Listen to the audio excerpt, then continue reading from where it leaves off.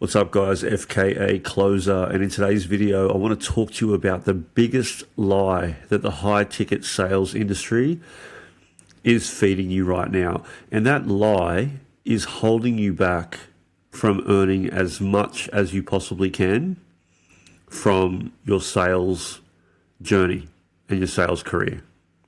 And so what is this big lie?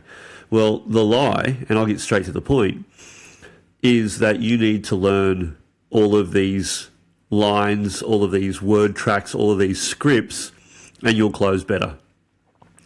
Now, is there merit and value in upskilling and learning how to ask better questions in a better way? Of course there is. Do I recommend it? Of course I do. But that is not going to separate you from being good and getting to great. Right? The difference between those two individuals, the good closers versus the great closers, is not necessarily what they know, but how they behave and what they do.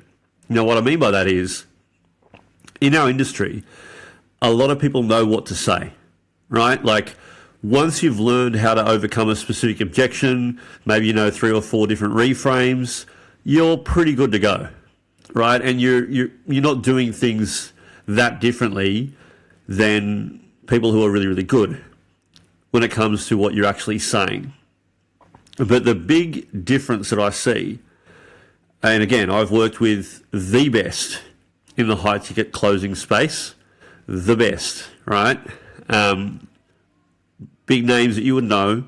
I've worked alongside them. I've been on the same meetings with them. I've seen their performance. I've listened to their calls, both their wins and their losses. I know. And the big difference is those guys and girls are the ones that are absolutely crushing it when it comes to maximizing every single minute, every single hour that they have on their calendar every single day. What I mean by that is, if they have a no-show, if they have a cancellation, if they have a reschedule, they're not going for a coffee break. They're not going to the beach and then coming back for their scheduled inbound call. They're not relying on inbound at all. They are getting after it. They're doing follow-ups. They're asking existing customers and clients, for referrals.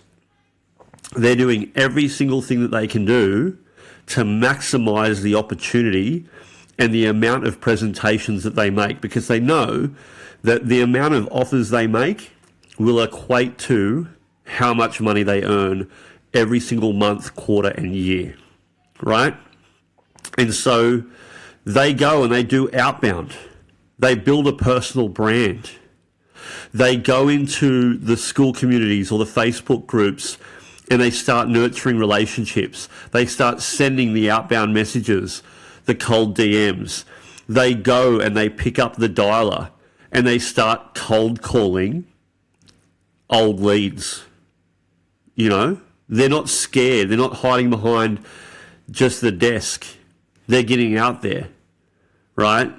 And they're building up their own pipeline.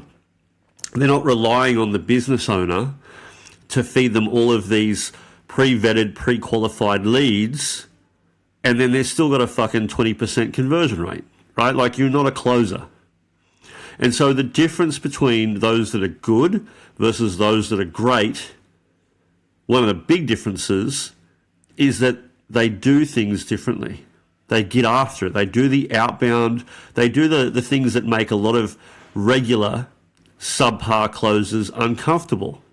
And at the end of the day, it's really just reaching out to people cold who have, engaged with your business at some stage, maybe a year ago, 6 months ago, 2 years ago, and just going through that list, going through lists of no-shows, cancellations, reschedules, offers made that people didn't close.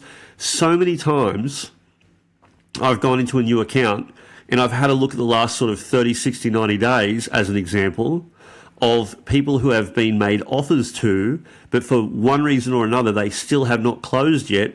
I've asked the business owner, what's the grace period where I can start re-engaging these types of leads? And if I get the green light, I'm coming in and I'm going to do everything that I can in order to get a few of those easy closes under my belt. My point is this. those individuals don't care about their closing rate. And funnily enough, their closing rate is super high because they don't care. But what matters most to them is, okay, if I'm going to hit my income goals, I have to make sure that at the very least every single day I make X amount of presentations to people. And so, for example, if they've only got, say, 5 inbound calls on the calendar that day, and they need to make sure that they're making 8 offers made, they already know how much their show-up rate percentage is. They already know that they're in a deficit. So they're not going to sit on their hands and hope that tomorrow's a better day. They're going to get after it today and say, how do I supplement my calendar and my opportunity to make sure that I do not miss my targets today, this week, this month, this quarter, this year? And so that's the difference.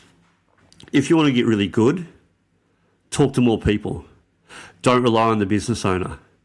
Go through those different lists, no-shows, cancellations, reschedules, not just your pipeline, the entire company's. Go and have a look at the pipeline where people have been made offers to and have not closed for one reason or the other. How easy is that? Like, another closer has done 80% of the work for you. They've already gone through diagnosis, they've done discovery, they've made a presentation, they've got an objection. And so you should see all that in the CRM.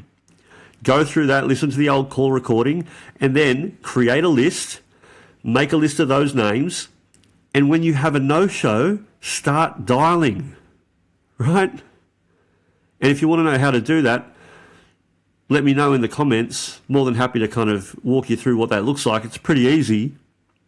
At the end of the day, this is not war. This is just calling people, having conversations. It's not that scary. And so it's not what you know, it's what you do. That's the difference between a good closer and the great ones. Hopefully you've got some benefit out of this video. Let me know in the comments below. And until next time, happy selling.